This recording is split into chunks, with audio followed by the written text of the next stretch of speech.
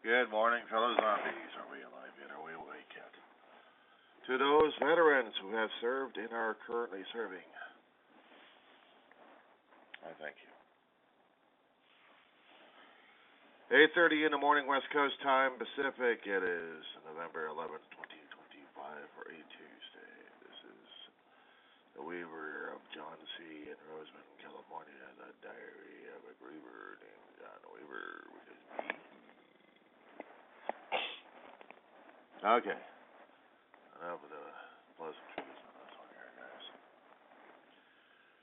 So, while veterans are trying to salute their own day here, and civilians saluting the veterans for a bit done, I can't help but today's utterly and totally sullen because we have a gas bag for a president of the United States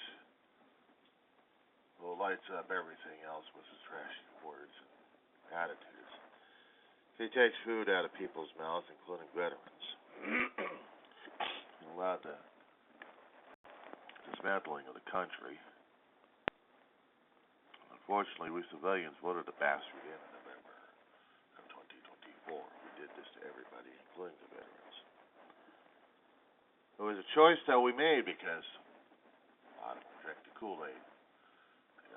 Poisoned by him. So now we got to deal with him and everybody else for that matter. And it's bad enough when you have one of his dogs, Pete Hegseth, who is running the Pentagon into the ground, closing it off from civilians and closing it off from any other kind of voices except for his voice, which deems necessary. For he and he alone can only speak to Congress of what's going on. Nobody else can leak anything. He has to keep a tight lid on everything. He has to keep the information isolated and secured. Because only he's entitled, and so is the Trump. Nobody else is entitled to anything else in that Pentagon. So basically, what you're listening to is my dog whining like crazy.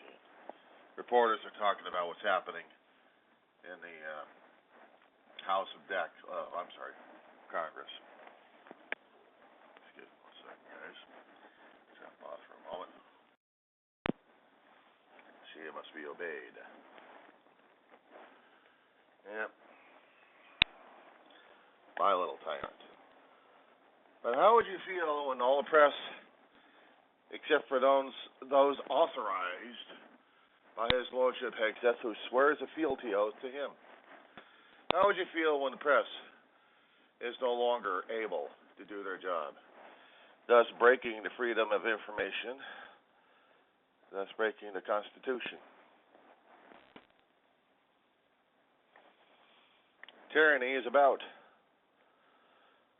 Tyranny is about and pisses off the veterans who've served when they have to gather in certain cities that have already been attacked by Trump's forces, by the federal forces who keep terrorizing city streets left and right, who keeps kidnapping children, tearing families apart, and have no regard or absolutely no regard for the law or for anything else except for their own forces. And this is authorized by the White House. This is authorized by them to make hell on earth. To where Trump and the military are going to be forcing their edicts on the world. Now, I heard some of the speeches that were being passed around in the press. Also in the Independence, where Hegseth is telling the military, we are going to be arming up because the world is dangerous and we got to go after it. Meaning, they want to arm our country to the hilt. As if we got enough issues as it is. Meaning we have to make the United States, America, theoretically free for everybody by terrorizing everybody. And what drives me crazy is they want armed rebellion. Not from the outside, but from the inside to justify their bullying. The veterans who gather in certain cities are telling Trump and the world, we're not putting up with this crap. We served our country when it was meant to be free. We law, liberty, rules, regulations, Constitution of the United States. The things that are the driving engine for our society, that was the beacon to everybody. But now, we don't have a beacon, we have a searchlight looking for enemies. We search the waters of the Caribbean. We search the waters off the coast of Central and South America. We are looking for trouble.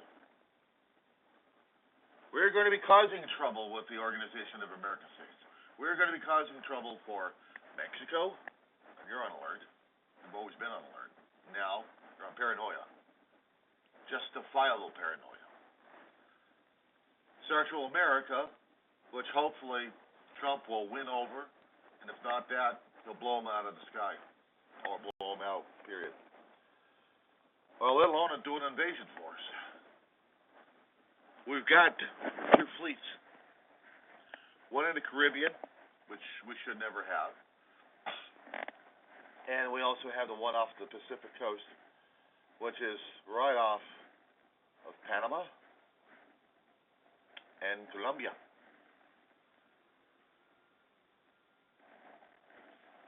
And we're blowing away little boats who transport people to and from places. Maybe they are doing drugs. Are they coming over to America? Trump thinks they are. It's bad enough. A while ago, we had let loose people when Trump was in office into other towns. And not just National Guard, but just to desecrate towns. They cause holy terror. There was a rumor that, was it back in one particular Colorado town or Dakota, one of those two, that we actually had rumors of a gang in there, and then Trump's in the military, or actually his own version of it. That was a gang, but that was a fucking made up story. Didn't matter to Trump. He heard it. He thought it was real sentiment. He thinks Portland was burning down. He sent the troops. He thought LA was burnt down and it needs help because they called for Trump to help him out. No, we didn't. We never did. We never did want his fucking help. We needed the federal help to rebuild. And other states who went against Trump didn't get any federal help after they had hurricane or tornado damage. Heavy storm damage. They're still rebuilding. Slower. And it'll take many, many more years. Trump doesn't care. Trump doesn't care about anybody but himself. His own damn headlines. He goes to a football game and expects to be treated royally, and the whole crowd goes, boo! He's like, I love your city. I'm going to swear you guys in. I got this thing over here, and I'm going to swear you in at a football game here. I'm looking at this gas bag. Why the fuck was he here in the first place? He was going to a football game. He was making his presence known, saying, I'm going to name this stadium after me. A newly built football stadium in Washington, D.C. Not Washington State. He wanted the Washington Commanders to be in there, and he wanted the stadium to be named as Donald J. Trump Stadium. Bad enough, he destroyed part of the White House just to build this fictional ballerina place. Where was the protesting during that time? Outside. Covered up. Why? Because Trump doesn't want to see that thing.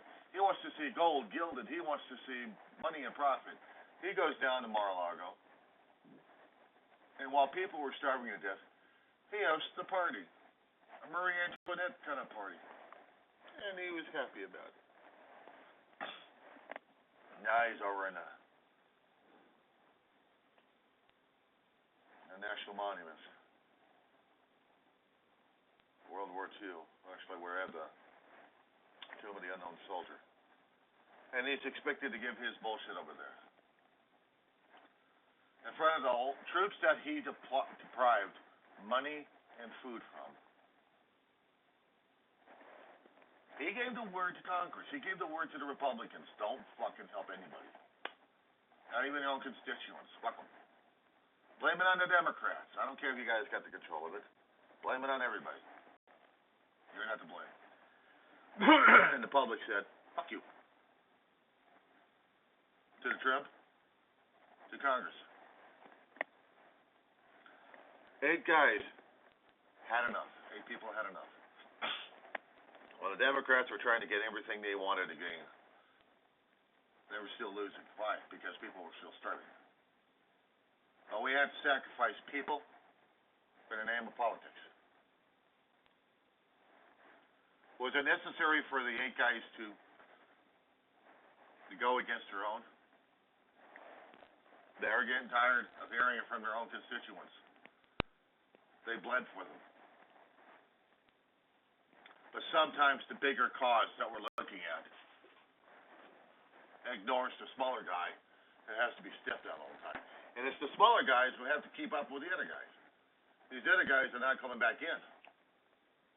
I imagine these 8 who went off the reservation from Democrats. Are they going back in office? Have they already said that they're not going back in office? Are they actually saying at this point that they're not up for re-election, but they are going to be up for re-election? If they're going to be continuing in Congress? Because this will bite them in the ass. For saving their state, but for allowing this sham to go on. And the Republicans don't care. And they know, as long as they keep trying to manipulate lines and gerrymander everything around and blame everybody, they think they got an edge on this one. Millions of people came out to say fuck you to them. We have the veterans right now, probably in smaller turnouts, but they're saying to people, to Trump, fuck them. Trump don't care. He only cares about positive stuff for him. His ego has gone that bad that our country's safety, our security, is at a constant threat. We hear the lies from everybody else. And we hear the finger point. We see the finger pointing on a constant basis. It's the other guy's fault. It's not my fault, even though I was part of the group. Hey, I had nothing to do with it, but you were in the group. I don't care. I was in the...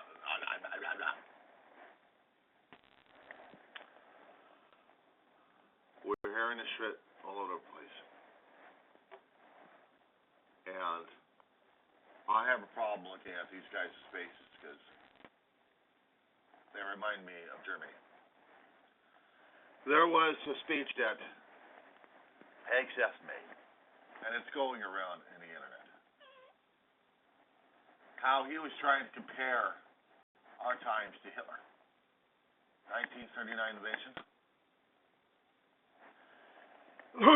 Some things in World War II I still learn about from time to time.